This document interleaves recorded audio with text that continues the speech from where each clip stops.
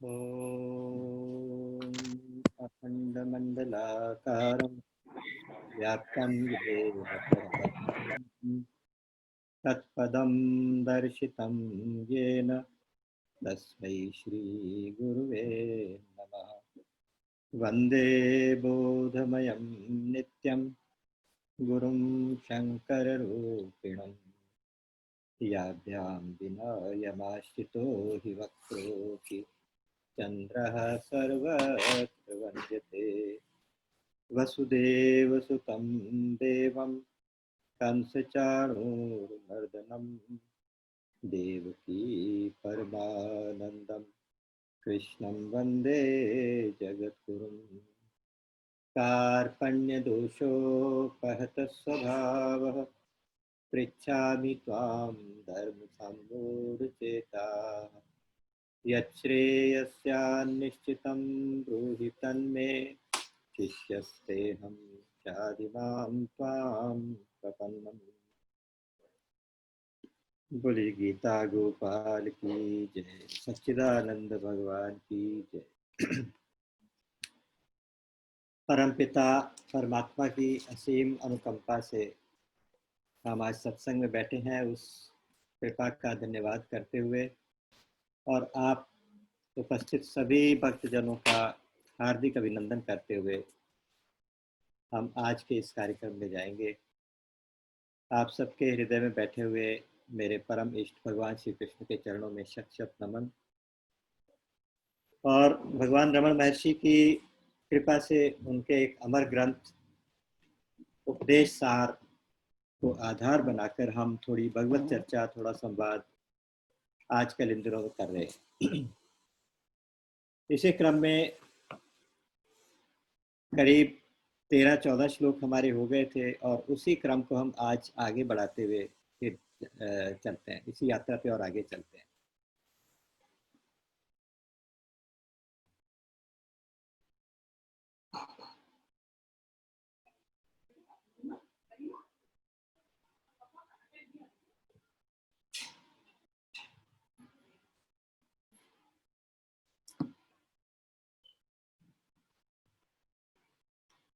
ये श्लोक हमने किया था, लय विनाशने उभय रोधने लयगतम पुनर्भवति नोमृतम। और इसके बाद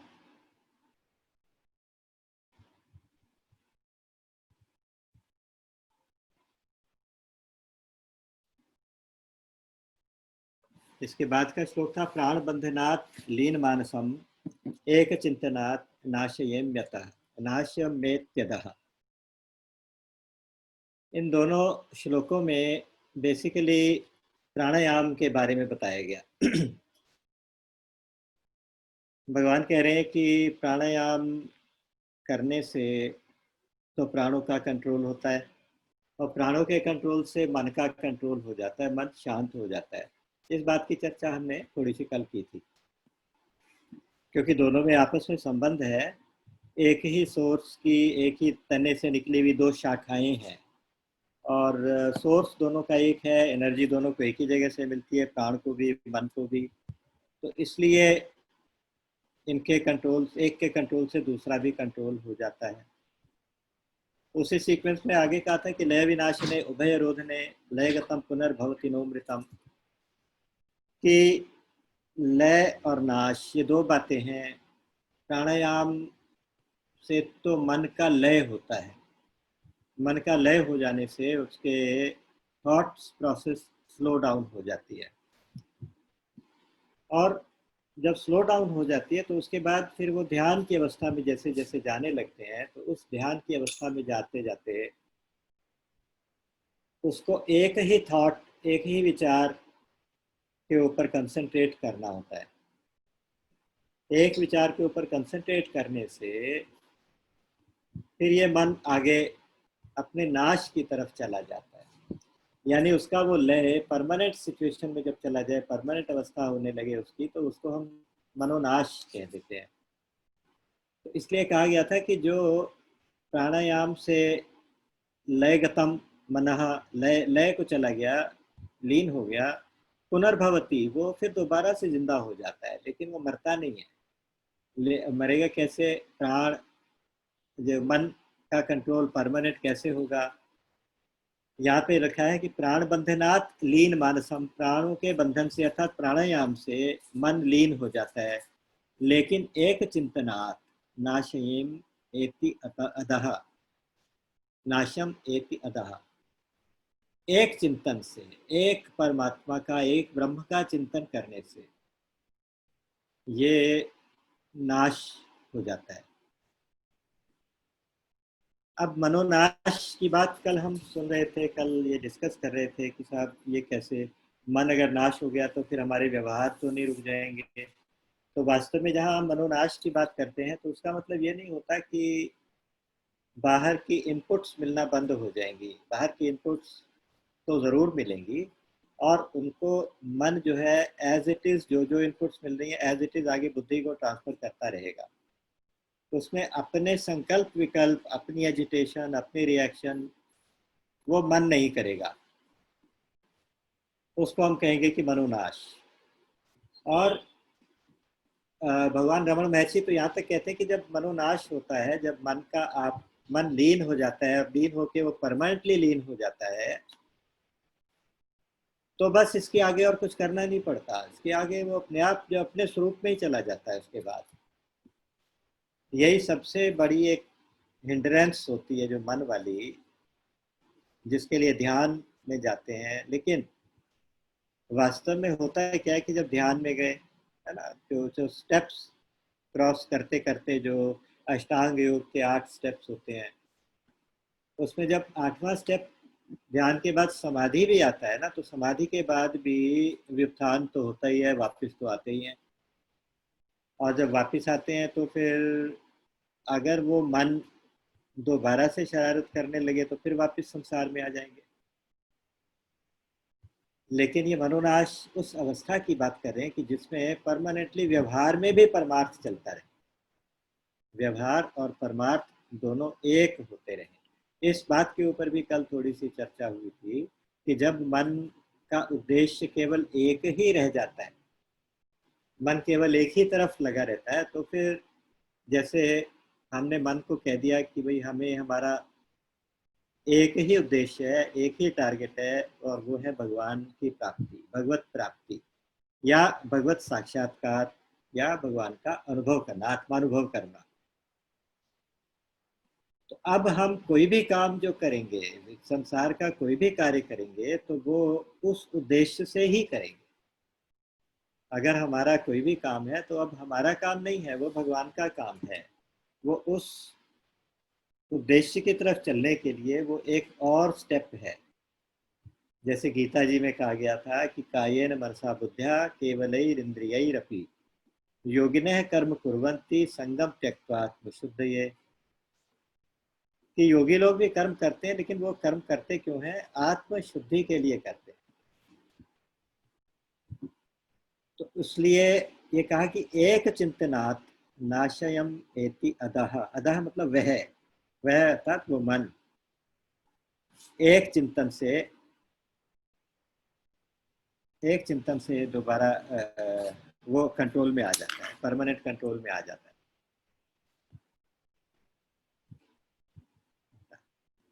इसके बाद एक बार नेक्स्ट श्लोक करके फिर मैं इसको वापस ले जाऊंगा।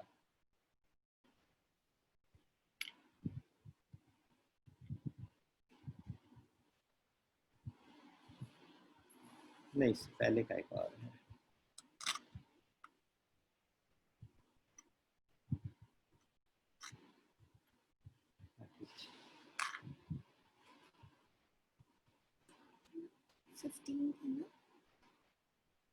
ठीक है, 15।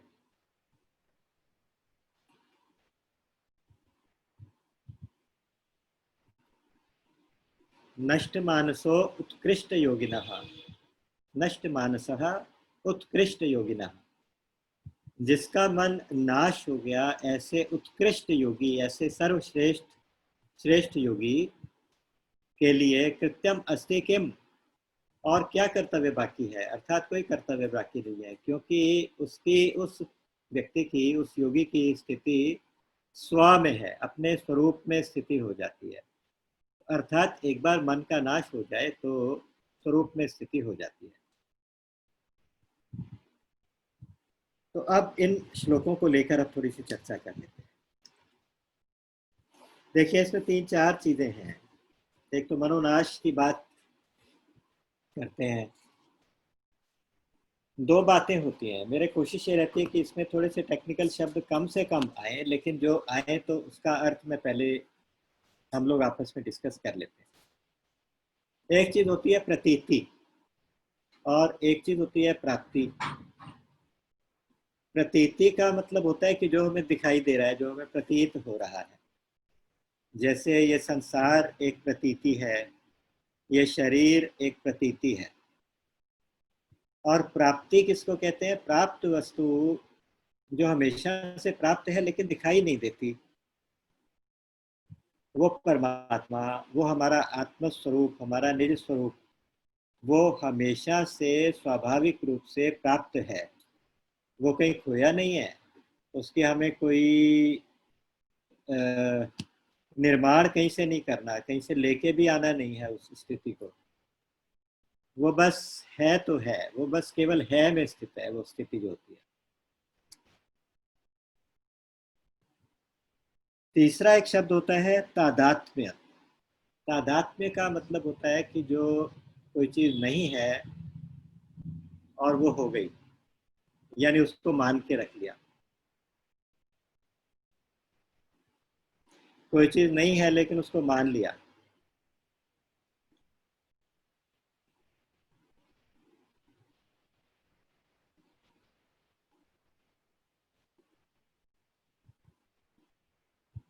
जैसे फॉर एग्जांपल, एक बहुत टिपिकल एग्जांपल होता है अध्यात्म में कि एक चौकोर लोहे का टुकड़ा है, उसका अग्नि से कोई संबंध नहीं है। लोहा लोहा है, अग्नि अग्नि है।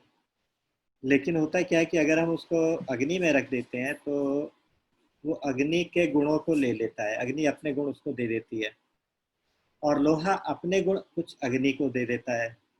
तो इसका मतलब लोहा अपने आप को अग्नि समझने लगता है, अग्नि अपने आप को लोहा समझने लगता है। इसको आप मोटे शब्दों में इस तरह से समझ सकते हैं कि इसे तादात्म्य कहते हैं। क्योंकि जब हम अग्नि में रख के लोहे को बाहर निकालेंगे तो वो चौकोर दिखाई देगी, अग्नि चौकोर दिखाई देने लगती है। हालांकि अग्नि की अपनी कोई शेप नहीं होती, फिर भी वो लोहे से वो गुण लेके उसका शेप आ जाती है, उसका आकार भी आ जाता है। और उसी तरह से लोहे में अपनी कोई हीट नहीं होती, अपना कोई प्रकाश नहीं होता, तो उसके अंदर हीट भी आ जाती है, लाइट भी आ जाती है, और जलाने की शक्ति भी आ जाती है। ये हो गया तादात्म्य।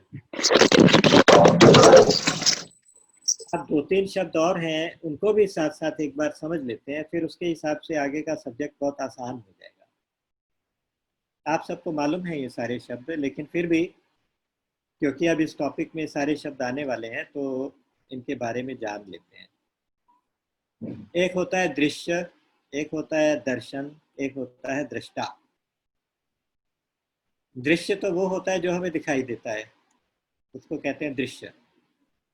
और दूसरा होता है जो देखने वाला, देखने वाले को कहते हैं दृष्टा। जैसे हम किसी चीज को देख रहे हैं, तो मैं किसी चीज को देख रहा हूं तो मैं दृष्टा हूं, और जिसको देख रहा हूं वो दृश्य है। मेरे देखने की इस प्रोसेस का नाम है दर्शन करना, दर्शन। अच्छा, मान लीजिए कि दृश्य है तो नहीं, लेकिन दृष्टा ने उसको कल्पना करके मान लिया। ऐसा इस संसार में, इस सृष्टि में हमारे साथ हो रहा है कि आत्मा दृष्टा है, आत्मा केवल दृष्टा है, और ये संसार एक दृश्य है। दृश्य की अपने आप में कोई सत्ता नहीं है, ये असत है, ये स्वप्न जालवत है, जैसे इंद्रजालवत है, स्वप्न जैसी है। जैसे एक जादूगर कोई इंद्रजाल या डेल्यूजन हेलुसिनेशन पैदा करते हैं, उस तरह की एक चीज एक बहुत बड़े जादूगर ने हेलुसिनेशन जैसी पैदा कर दी, और देखने वाला दृष्टा उसे रियल समझने लगा। उसके अंदर होने वाले चेंजेस को, उसके अंदर होने वाली क्रिया को अपने अंदर मानने लगा। और उसकी वजह से उसे दुख और सुख कष्ट महसूस होने लगे। उसके वजह से उसे पाप और पुण्य का प्रभाव होने लगा। वास्तव में वो इससे बिल्कुल, इसका कोई मतलब नहीं था, इस सारी चीज से उसका कोई भी मतलब नहीं था, लेकिन फिर भी उसको ऐसा लगा। तो धीरे धीरे उस दृष्टा ने फिर विचार किया कि मैं तो इससे अलग हूँ ज्ञान के मार्ग में।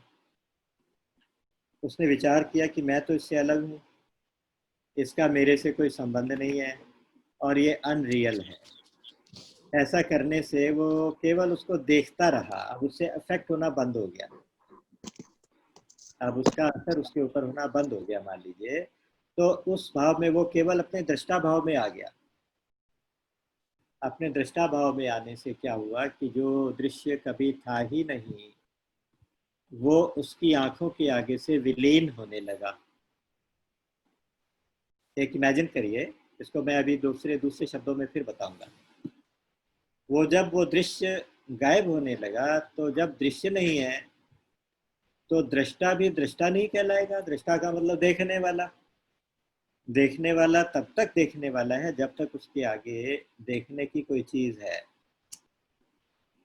ड्राइवर तब तक ड्राइवर कहलाता है जब तक वो ड्राइविंग सीट पर है, या एक स्विमर तब तक स्विमर कहलाता है जब तक वो स्विमिंग पूल के अंदर है।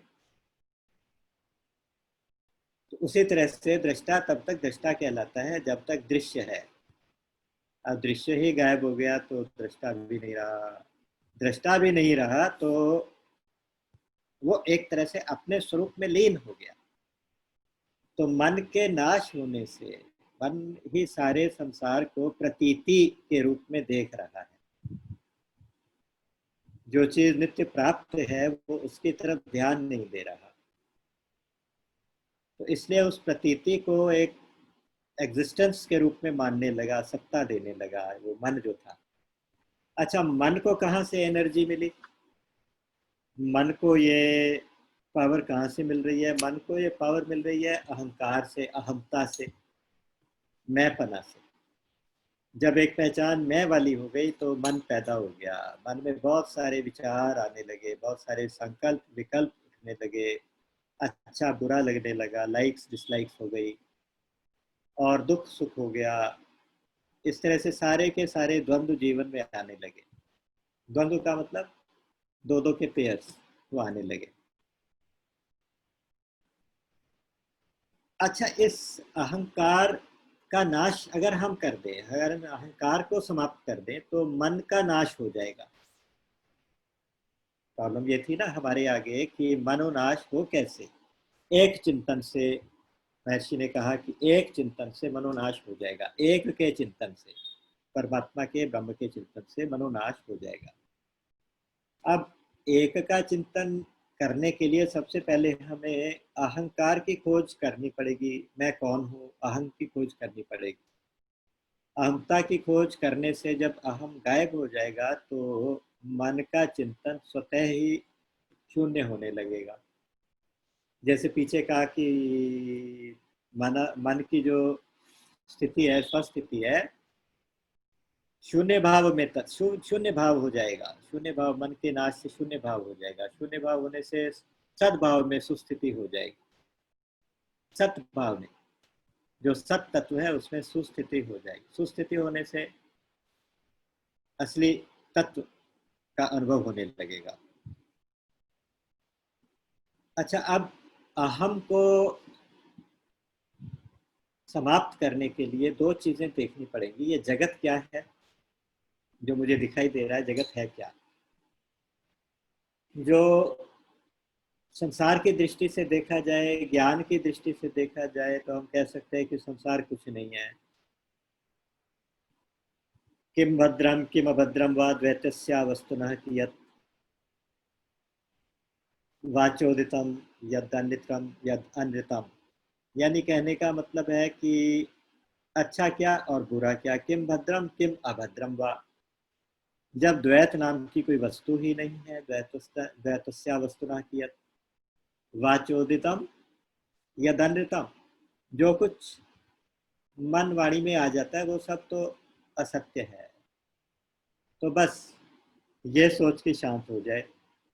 या मनसाध्यात्म में मन से भी जो जिसका ध्यान जाता है, रामचरितमानस में भगवान ने कहा कि गो गोचर जह लगी मन जाई, सो सब माया जानहु भाई। इंद्रियां और मन जहां तक जा सकता है वो सब माया है। माया का मतलब होता है कि जो नहीं है वो दिखाई दे रहा है, और जो दिखाई देना चाहिए वो नहीं दिखाई दे रहा। ऋतेर्थम यत् प्रतीयेत न प्रतीयेत चात्मनि, तद विद्यात्मनो माया यथा आभासो यथा तमः। यानी जो दिखाई देना चाहिए तत्व वो दिखाई नहीं दे रहा, और जो नहीं दिखाई देना चाहिए था संसार वो दिखाई दे रहा है। ये माया का प्रताप है, ये माया है। तो अब कहते हैं कि मन, बुद्धि, इंद्रियां जहां तक भी जा सकती हैं वो सब माया है। गो गोचर जह लगी मन जाई, सो सब माया जानहु भाई। अब माया समझ के शांत हो जाओ। ये तो ज्ञानी की दृष्टि है। भक्त क्या करता है? भक्त सोचता है कि जो कुछ है मेरे परमात्मा का स्वरूप है। मनसा वचसा दृष्टया गृह्यते अन्यैरपि इंद्रियै, अहमेव न मन्योन्यत् इति बुद्ध्यध्व मंजसा। भगवान ने कहा है कि जो बुद्धिमान लोग, भक्त लोग हैं ना, वो ये कहते हैं कि जो कुछ भी दिखाई दे, मन से, वचन से, वाणी से, दृष्टि से, इंद्रियों से जो कुछ भी दिखाई दे वो केवल एक परमात्मा है। वसुदेव वासुदेव है सर्वम, वासुदेव है सर्वम। तो ये बात सोच के वो शांत हो जाए। अब इसको हम असत्य मान लें, इसको हम भगवान का स्वरूप मान लें, दोनों सुनने में तो अलग अलग बातें लगती हैं, बिल्कुल उल्टी उल्टी बातें लगती हैं। वास्तव में दोनों एक ही बात कह रहे हैं। दोनों ही एक ही बात कह रहे हैं कि ये संसार जैसा दिखाई देता है वैसा नहीं है। वास्तव में ये परमात्म स्वरूप दिखाई देना चाहिए था, जो नहीं दिखाई दे रहा था। भक्त उसको अपने मानने की शक्ति का इस्तेमाल करके उसको मान लेता है, और ज्ञानी जो होता है उसको अपनी विचार शक्ति का प्रयोग करके इस बात को जान लेता है। जब तक अपने स्वरूप को जाना नहीं, अपने आप को जाना नहीं कि हम कौन हैं, तब तक हमारा जानना कभी भी पूरा नहीं होगा। अगर हम जब से पैदा हुए तब से कुछ ना कुछ जानने की कोशिश कर रहे हैं, कुछ ना कुछ जानने का प्रयास करते रहते हैं, लेकिन जब तक स्वयं को नहीं जाना, तब तक अपना स्वरूप नहीं पहचाना, तब तक जानना कभी पूरा नहीं होगा। और कुछ ना कुछ पाने की कोशिश कर रहे हैं। आप ध्यान दीजिए, जब तक भगवान की शरण नहीं हुए, जब तक भगवान को नहीं माना, तब तक भगवान को अपना नहीं माना, तब तक हमारा पाना कभी पूरा नहीं होगा। हम कुछ ना कुछ पाने को रह जाएगा, कुछ ना कुछ कमी रह जाएगी। कमी सारी पूरी हो जाएंगी जब हम भगवान को अपना मान लेंगे। उसी तरह से हमारा करना तब तक पूरा नहीं होगा जब तक हम खुद के लिए करते रहेंगे। जब तक हम खुद के लिए कुछ ना कुछ करते रहेंगे तब तक हमारा करना भी पूरा नहीं होगा। तो बस ये तीन बातें हमें याद रखनी है।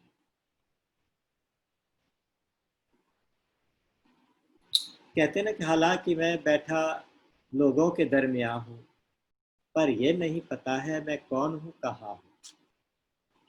बैठे तो हैं, सबके बीच में बैठे हैं, पता चल रहा है, लेकिन हमें यह नहीं पता कि हम कौन हैं और कहाँ पर हैं। अपनी खोज, अपने आप को ढूंढना चाहिए कि मेरी पहचान क्या है। आखिरकार ये पहचान मुझे कौन बताए। भगवान रमण महर्षि के इन सूत्रों से एक दहाड़ जो आ रही है ना, जो एक शेर की दहाड़ जैसा एक संबोधन है, उससे हमें अपनी पहचान मिलेगी। जैसे एक शेर का बच्चा, शेर का शावक भेड़ों में पला। जन्म होते ही उसकी माँ की मृत्यु हो गई और भेड़ों ने उसे उठा के उसे अपने बीच में पाल लिया। तो वो धीरे धीरे भेड़ ही समझने लगा अपने आप को और भेड़ों की तरह मिमियाने लगा। और जैसे कोई शेर को देखते तो भेड़ों का झुंड भागता था डर के मारे, तो वो भी भागने लगा। एक दिन कोई शेर आया, जैसे ही सब भेड़ें भागी तो वो भी भागा मैं करता हुआ।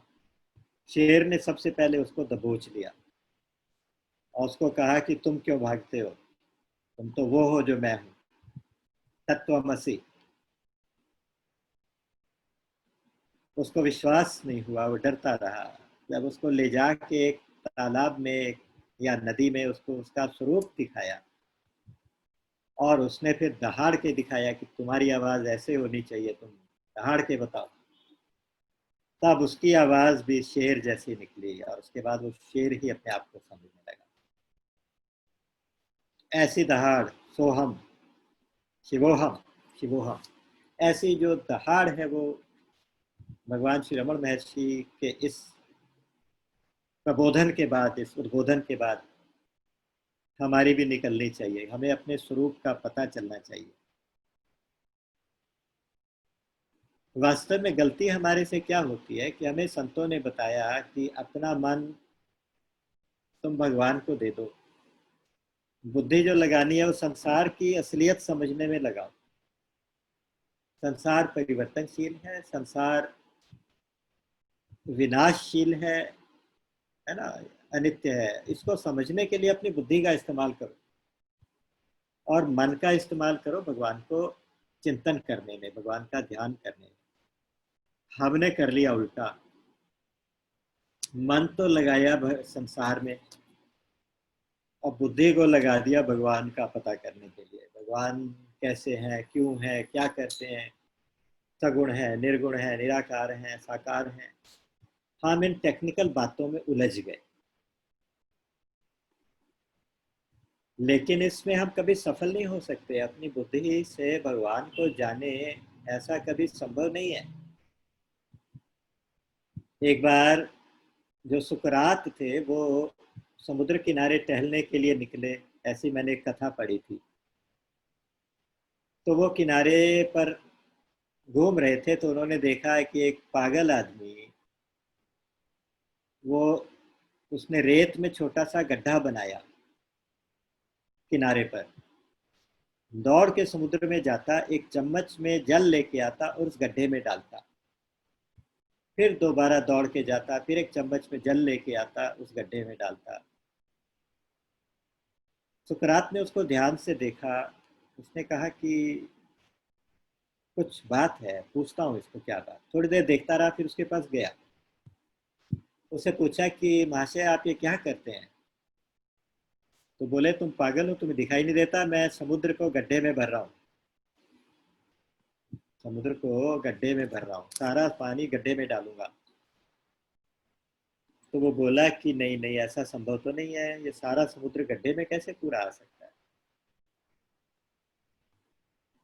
तब उस पागल ने कहा, सो कॉल्ड पागल जो था, उसने कहा और आप क्या करते हैं, इतने बड़े दार्शनिक हैं आप, भगवान के ऊपर इतनी इतनी बातें बताते हैं, आप उस भगवान को अपनी बुद्धि में भरना चाहते हैं, छोटी सी बुद्धि में।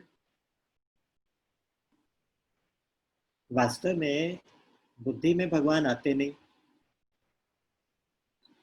तो बुद्धि में संसार तो आ जाएगा, संसार की असलियत तो समझ में आ जाएगी, लेकिन भगवान की असलियत बुद्धि में नहीं आएगी। तो इसलिए भगवान ने तो बल्कि ये कहा, मय्येव मन आधत्स्व मयि बुद्धिम निवेशय। मन भी मुझे दे दो, बुद्धि भी मुझे दे दो। मन और बुद्धि मुझे दे दोगे तो उसके बाद तुम्हारे पास कुछ नहीं बचेगा। उसके बाद क्या होगा कि निवसिष्यसि मय्येव अत ऊर्ध्वम न संशयः। उसके बाद तुम्हारा निवास मुझ में ही हो जाएगा, तुम्हें भगवत प्राप्ति हो जाएगी, तुम भगवान के साथ एक हो जाओ। एक बार भगवान रमण महर्षि से किसी ने पूछा था कि भगवान हमें कैसे मिले, हमें भगवान का दर्शन कैसे हो। उन्होंने कहा कि भगवान का दर्शन कभी नहीं होता। भगवान का दर्शन होने का मतलब होता है भगवान ही हो जाना। आप ब्रह्म तो हो सकते हो, ब्रह्म का दर्शन नहीं कर सकते, क्योंकि जब आप दर्शन करोगे तो आप एक हो जाओगे, जानत तुम्हें तुम्हें हो ही जाएगी।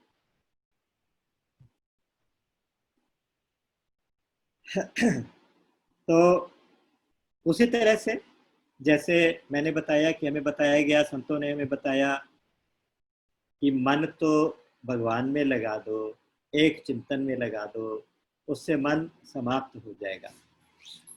और बुद्धि को संसार में लगा के देखो तो संसार का नाश हो जाएगा। संसार का नाश मतलब हमारे लिए संसार समाप्त हो जाएगा, हमारे लिए संसार की सत्ता नहीं रहेगी। और जैसे दृश्य नहीं रहेगा तो दृष्टा भी नहीं रहेगा, दृष्टा दृष्टा नहीं कहलाएगा, दृष्टा फिर स्वयं वही तत्व में ही मर्ज हो जाएगा। लेकिन हमने कर लिया था उल्टा, इसलिए गड़बड़ हो गई सारी। उसी तरह से हमें बताया जाता है कि साहब पैसे रखने हैं तो वो तो जेब में रखो, जब कभी ज़रूरत पड़े तो निकालो और काम में लगाओ। और अच्छे विचारों को दिमाग में रखो या अपने हृदय में रखो ताकि वो आपके काम आए। लेकिन हमारा स्वभाव है ना, हमने फिर वही उल्टी बात कर ली। अच्छे विचारों को जेब में रखते हैं रेडी, जब कोई मिला तो उसको एक विचार पकड़ा दिया, थ्योरेटिकल, कुछ पता नहीं उसके बारे में, जेब में रखे हैं विचार, ऐसे पकड़ा दिए। और पैसा रख लिया दिमाग में और दिल में। तो उसका असर ऐसा हुआ कि वो अहंकार फिर हमारा स्वरूप बनने लगा, हम उसको अपना स्वरूप कहने लगे। अहंकार विमूढ़ात्मा कर्ता हम इति मन्यते, कर्ता बन गए, कर्ता बन के भोक्ता बनते चले गए और ये सिलसिला चलता गया। उस सिलसिले को समाप्त करने के लिए सबसे पहले अहंकार यानी अपनी पहचान को समाप्त करना पड़ेगा।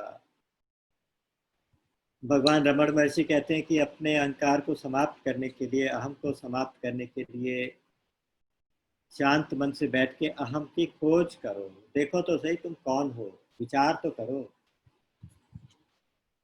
विचार किया तो पता चला कि मनोबुद्धि अहंकार चित्ता निनाहम न च श्रोत्र जिवे न च घ्राण नेत्रे न च तेज भूमिर्न तेजो न वायु चिदानंद रूप शिवोहम शिवोहम।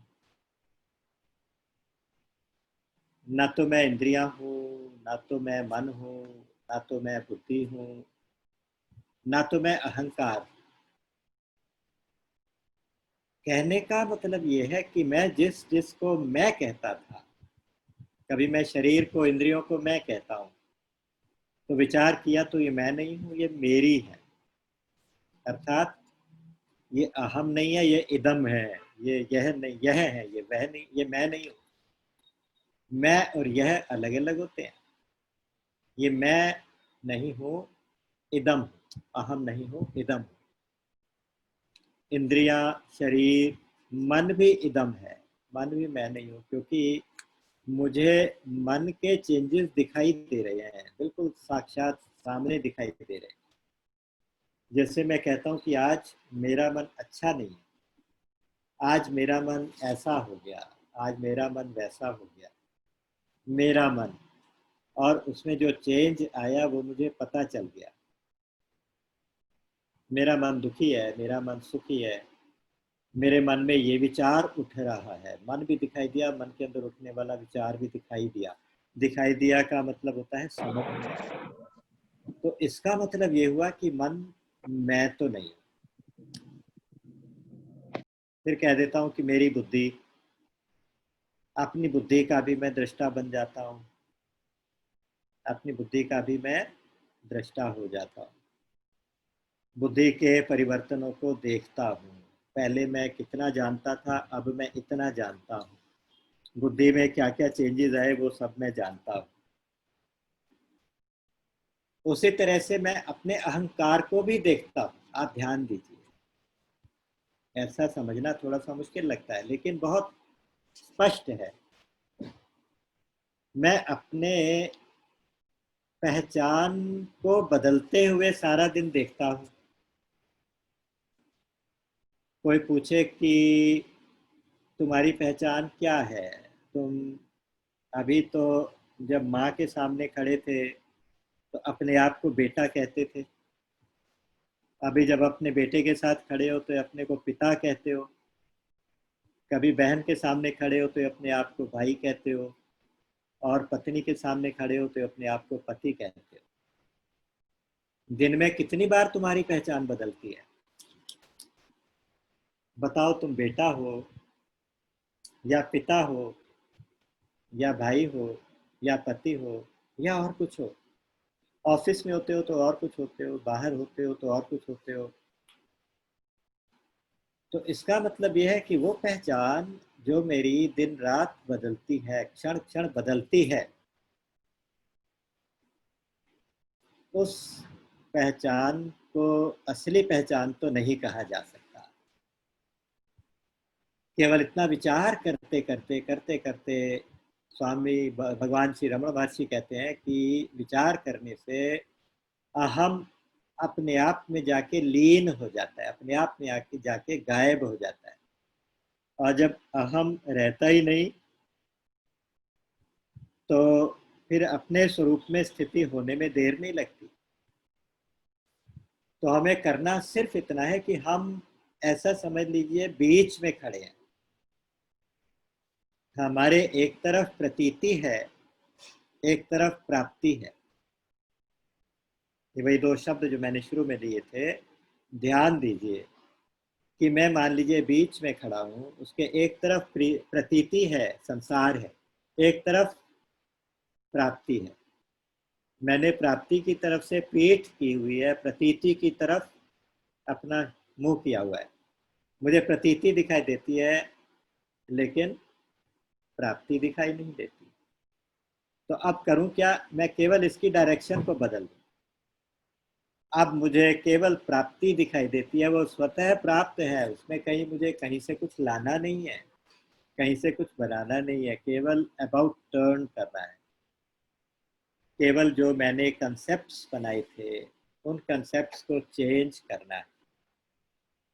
या ऐसा कह सकते हैं कि चेंज भी कंसेप्ट को नहीं करना, जो झूठा कंसेप्ट बनाया था उसको भूल जाना है।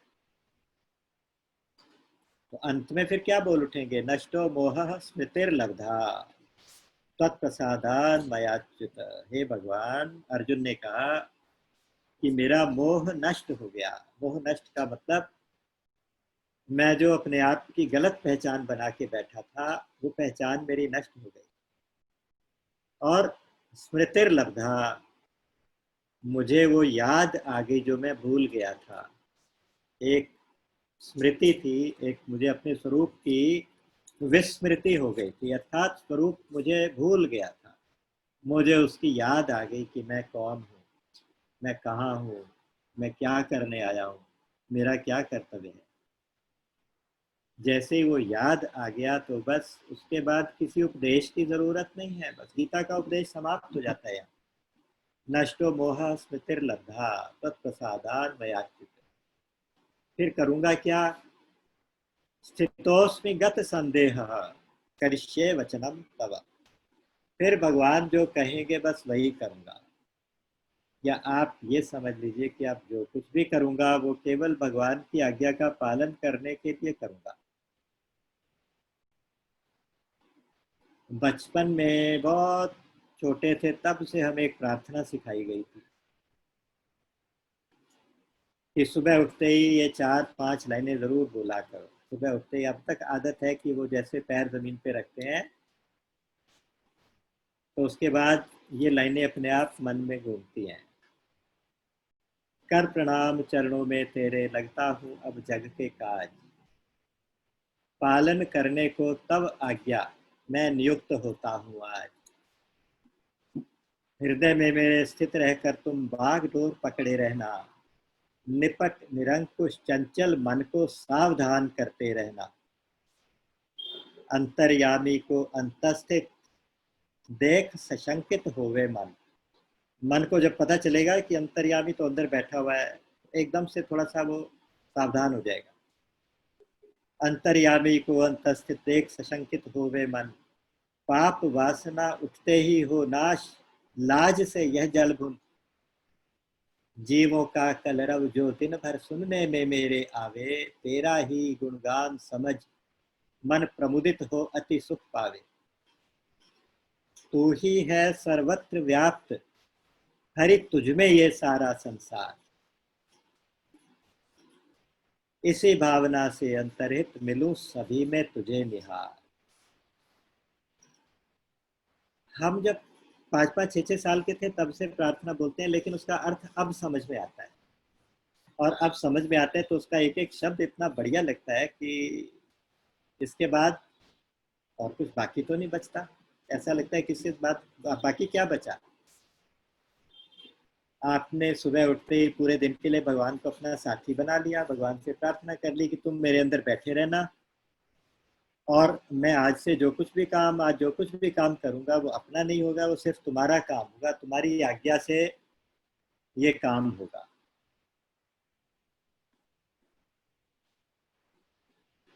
एक और भजन गाते थे बचपन में, आज क्यों बचपन की 2-3 बातें याद आ गई।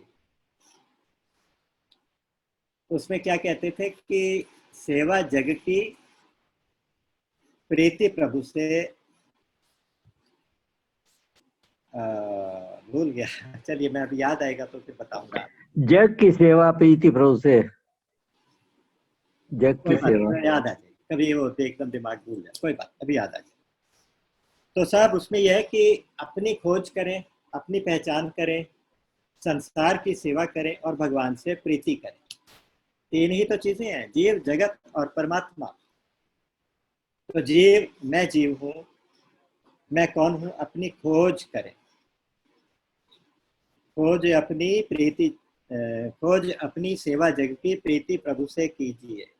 जिंदगी का राज है ये जानकर जी लीजिए। साधना की मार्ग पर साधन उसी का है दिया, जो भी अपने पास है वह सब किसी का है दिया।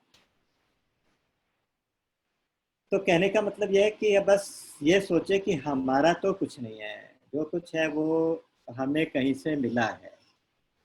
और जीव, जगत और परमात्मा तीनों के प्रति हमारा जो व्यवहार है वो ऐसा है कि अपनी तो खोज करें कि मैं कौन हूँ, अपनी असली पहचान की खोज करें।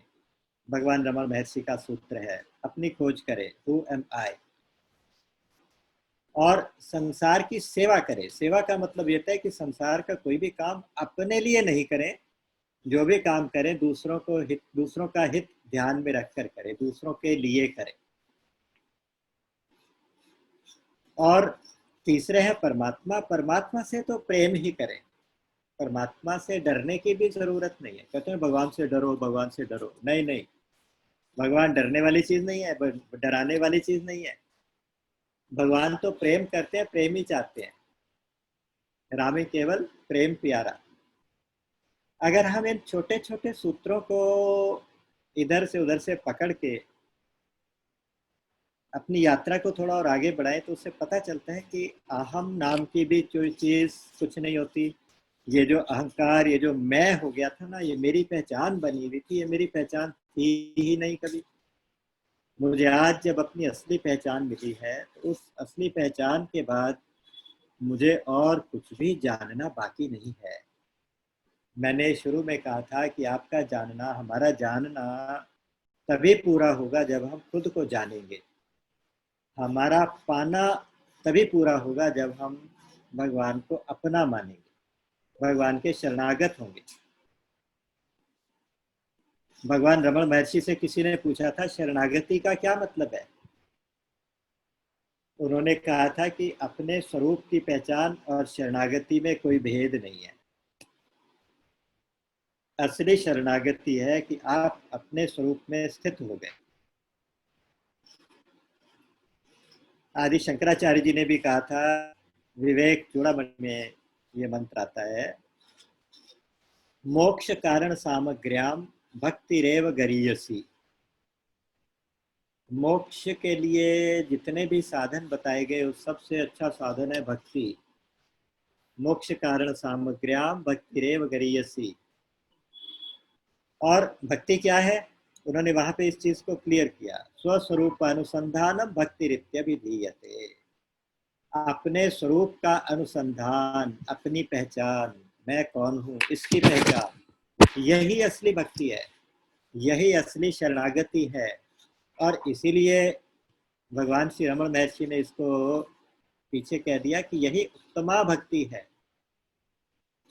उत्तमा भक्ति में अपनी पहचान मिटा दी, अपनी पहचान मिटाने के बाद और तो और सोहम का चिंतन भी समाप्त होकर बिल्कुल निश्चिंत हो गए, यही भक्ति है।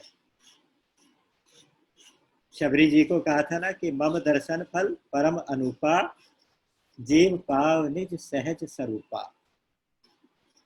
भगवान के दर्शन का क्या फल है कि जीव अपने स्वरूप में स्थित हो जाए। इसको आप इस भाव से सोचिए कि भगवान के दर्शन का क्या फल है का बजाय आप ये समझ लीजिए भगवान ये कहना चाहते हैं कि मेरे दर्शन का क्या मतलब है। भगवान के दर्शन का मतलब है कि जीव अपने स्वरूप में स्थित हो गया। अपने स्वरूप में स्थित होते ही उसको किसका दर्शन हुआ, खुद का। खुद का दर्शन मतलब खुद में ही गुम हो गया। बहुत मजेदार चीज है ये। जब अपना दर्शन हुआ तो आप अपने आप में अपने आप का दर्शन करते करते अपने आप में लीन हो गए, खो गए। तेरी गली में आकर प्रभु खो गए हैं दोनों। भगवान को खोजने निकले थे, अपना मन भगवान को खोजने में लगाया था, तो कहते हैं तेरी गली में आकर हरि खो गए हैं दोनों। मन तुझको ढूंढता है, मैं मन को ढूंढता हूँ, मेरा मन गुम हो गया। भगवान की गली ऐसी है, भगवान की गली में जाके मेरी पहचान ही मिट गई। जिस पहचान से मैं तुझे ढूंढने निकला था वो पहचान ही खत्म हो गई। पहचान के खत्म होते ही मैं तो वही हो गया। अच्छा, ये सब करने की जिम्मेदारी हमारे लिए और कोई नहीं उठाएगा। आप इस बात पर भी थोड़ा विचार करिएगा। जो गलती हमने की है वो गलती हमें ही सुधारनी पड़ेगी। जो गांठ जहां से लगी है वहीं से खोलनी पड़ेगी। गांठ कहाँ लगी है, जब कोई पैकेट हमारे घर आता है बाहर से, कुरियर वाला दे के जाता है, तो उसे घुमा के देखते हैं कि टेप किधर से लगी है, बंद किधर से हुआ है, या अगर धागा बंधा है तो किधर से गांठ लगी है, उधर से छुड़ाएंगे। तो जिसने लगाई है वही तो छुड़ाएगा, और जहां लगी है वहीं से छुड़ाएगा। आप देखिए, ये बंधन ना तो जड़ ने किया था, जड़ में इतनी शक्ति नहीं है बंधन करने की, ना ये बंधन चेतन ने किया, चेतन को जरूरत ही नहीं है बंधन में आने की। इन दोनों का जो जॉइंट है उस जगह पे बंधन लगा है। वो जॉइंट बना है अहमता से, अहंकार से। तो इस अपनी पहचान से ही अपनी पहचान ढूंढनी पड़ेगी। अच्छा, एक चीज और देखिए, आपको एक उदाहरण देता हूँ छोटा सा। एक व्यक्ति था, उसको रोज रात को डरावने सपने आते थे। उसको एक ही डरावना सपना रोज आता था। उसको लगता था कि हाँ, उसको लगता था कि मेरे पीछे कोई चुड़ैल पड़ गई। वो चुड़ैल उसका पीछा करती थी और वो डर के चिल्लाता था, और चिल्लाते चिल्लाते उसकी नींद खुल जाती थी। रोज वही सेम चुड़ैल उसके पीछे पड़े और उसको भगाए, जैसे भागते भागते उसकी चीख निकलती थी, नींद खुल जाती थी। एक दिन क्या हुआ, उसकी चीख नहीं निकली और उस चुड़ैल ने उससे पहले उसे पकड़ लिया। अब पकड़ लिया तो वो डरने लगा, बोला कि कौन हो तुम, क्या चाहती हो, मेरे पीछे क्यों पड़ी हो। अब चुड़ैल अकड़ के सामने खड़ी हो गई, बोली कि मैं क्या जानूं, सपना किसका है, तुम्हारा सपना है, तुम्हारी कल्पना है, तुम जानो ये चुड़ैल कौन है और क्यों तुम्हारे पीछे पड़ी है। तो जिसका सपना है उसी को उसका हल भी ढूंढना पड़ेगा। ये हमारा ही सपना है, ये संसार हमारा ही सपना है, ये हमारे पीछे पड़ा है, तो हमें ही उसका हल निकालना पड़ेगा। ये संसार थोड़ी बताएगा कि मैं कौन, ये तो हमें ही देखना पड़ेगा कि ये कौन, और हमें ही देखना पड़ेगा कि हमारा असली स्वरूप क्या है। तो इन दोनों श्लोकों को हमने एक साथ आज किया, 14 और 15, कि प्राणायाम से तो मनोलय होता है और परमात्मा के अनन्य चिंतन से मन का नाश हो जाता है। और फिर ये कहा गया कि मन का जो नाश है, उस नाश के बाद उत्कृष्ट योगी जो है, श्रेष्ठ योगी, उनके लिए कुछ भी करना बाकी नहीं रहता, कोई भी कृत्य बाकी नहीं रहता। न तस्य कृतेनार्थो न कृतेनेह कश्चन, उसके लिए कुछ भी करना कराना कुछ भी बाकी नहीं रहता। नैव तस्य कृतेनार्थो, उसके लिए कोई भी करने लायक काम नहीं बचता। फिर वो भगवान जैसे कह सकते हैं ना कि मेरे लिए कुछ भी करना कर्तव्य नहीं है, उसी प्रकार से वो योगी भी खड़ा होकर कह सकता है कि मेरे लिए कुछ भी करना बाकी नहीं रहा। करना भी तभी पूरा होगा जब हम अपनी खोज करेंगे, जब हम संसार की सेवा करेंगे और जब हम परमात्मा से प्रीति करेंगे।